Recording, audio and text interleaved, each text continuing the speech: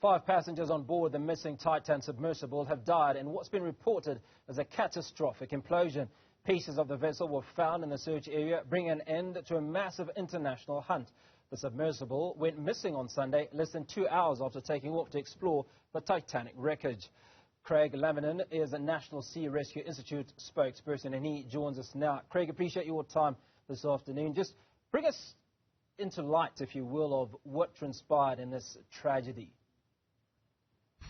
So the understanding that seems to be coming out now is that the implosion may have already happened on Sunday when contact with the submersible was lost, and that it wouldn't have reached the bottom by the time before the implosion had occurred.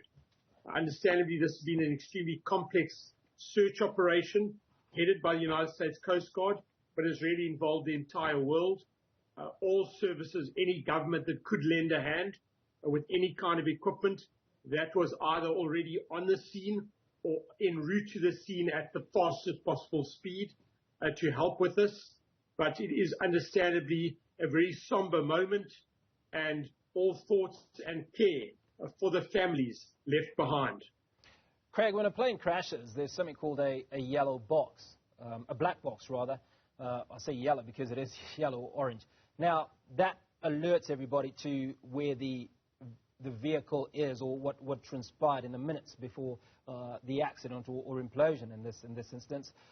What elements or technical elements were found in this or existed in this submersible that would have allowed it to have been found quicker, or at least to pick up that it had a problem? I think that has been a question from the outset, that it appeared that there wasn't any, and that has been the concern. Whether it did have, and contact even with those devices were lost, we're not privy to that information.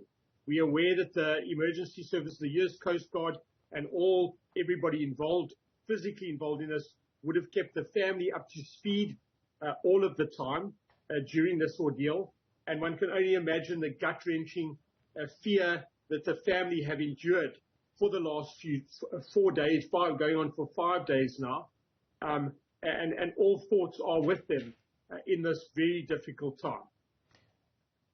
Now, some of the information that we've picked up in media suggests that some rules were broken in the construction of the Titan. In fact, when you look at quality control, not sufficient quality control was actually done. In fact, it was a deviation from the traditional use of solid metals in the manufacture of this vehicle. Are you able to comment on this?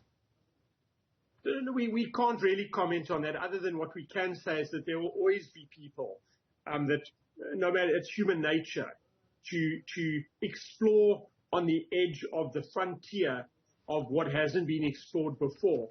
And, at the end of the day, nothing can stop you or I from heading out to sea by swimming from any beach anywhere in the world. And nothing can physically stop you from doing that. If that's what you want to do, that's what you can do. You still have freedom of being able to do what you want to do. And you have to at least have some form of respect for the people that were pushing this frontier to explore a place where, as you heard from the news, naval submarine commanders have said they've never been to that depth. So that gives you an idea of just the kind of frontier that they were pushing the edge of. Extreme sports enthusiasts will always go to the edge for the thrill of that.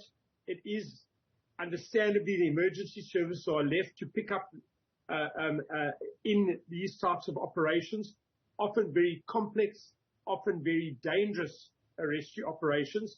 And I think as humanity, we can all take a step back from this incident as it's happened and say, well, let's look at if you're going to push the limits like this to such a degree and something goes wrong, it is at the end of the day voluntary assumption of risk. It's also important, Craig, to call a spade a spade. Now, when the people that are in the business of diving to the deepest parts of the seas or the oceans of the world tell you that they haven't done this and that you are going off on a whim, if you will, then that is folly in many regards. So let's rewind. Let's look at how many expeditions have gone to these depths to view the Titanic? How many have been successful? And what could have been done to prevent this catastrophe? So from what I've heard, this is the 30th, or there have been 30 that have physically been successful, but during that time, there's been a lot of problems from what we understand.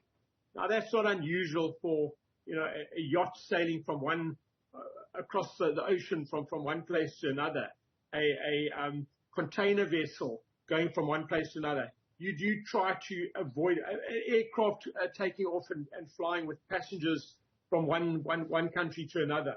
There's always risks involved. You try to mitigate those risks as best as possible, and understandably, we try our best to have resources that can go to the rescue of anybody to try to save people's lives as best as possible. We were looking at it from a South African perspective. South Africa's not we've got a lot of adventurous souls here.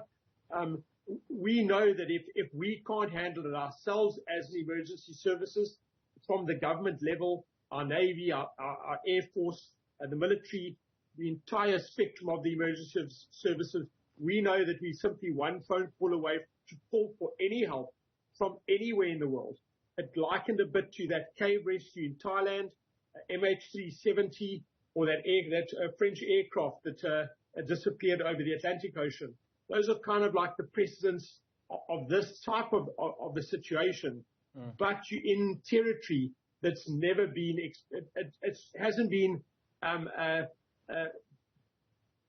undertaken by humanity other than a small group of people to go to that depth.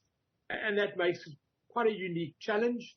But from an emergency service perspective, it's an extremely complex case that they had to deal with. Craig, I'm going to ask you to be as objective as you possibly can. Would you undertake a similar expedition? We encourage people all the time, don't take unnecessary risks, have safety top of mind, and we stick by that. So before we let you go, looking ahead, what lessons do you think we've drawn from this rather sad development?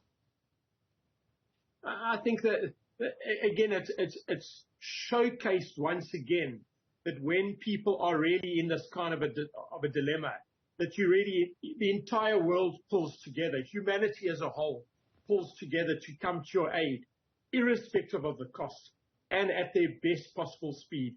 And I think that has been encouraging. Craig Lambinon, NSRI spokesperson, appreciate your time this afternoon.